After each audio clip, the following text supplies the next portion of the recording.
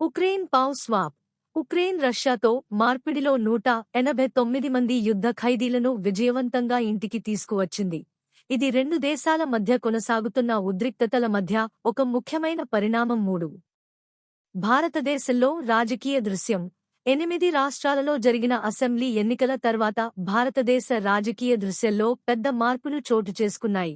ఇక్కడ బీజేపీ ఊహించని విజయాలను సాధించింది, ముఖ్యంగా హర్యానా మరియు మహారాష్ట్ర. ప్రతిపక్ష నాయకుల అరెస్టులు.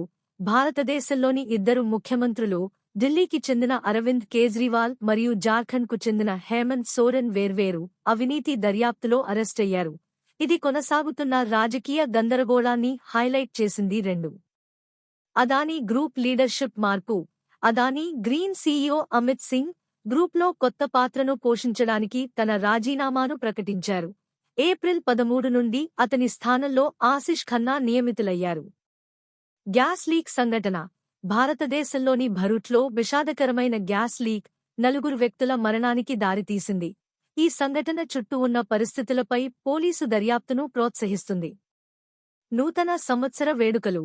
హైదరాబాద్లో క్యాబ్ డ్రైవర్లు మద్యం తాగి వాహనాలు నడపడాన్ని నిరుత్సాహపరిచేందుకు వేడుకల సమయంలో భద్రతను పెంపొందించడానికి కమ్యూనిటీ ప్రయత్నాలను ప్రదర్శిస్తూ నూతన సంవత్సర పండుగ సందర్భంగా ఉచిత రైడ్లను అందిస్తున్నారు. పాకిస్తాన్ తీవ్రవాద వ్యతిరేక ప్రయత్నాలు. 2024లో ఖైబర్ పఖ్తుంఖ్వా ప్రావిన్స్లో పాకిస్తాన్ భద్రతా బలగాలు 270 మంది ఉగ్రవాదులను హతమార్చాయని నివేదికలు సూచిస్తున్నాయి. ఇది తీవ్రవాద వ్యతిరేక కార్యకలాపాలను సూచిస్తుంది. సాంస్కృతిక కార్యక్రమాలు మరియు నిరసనలు.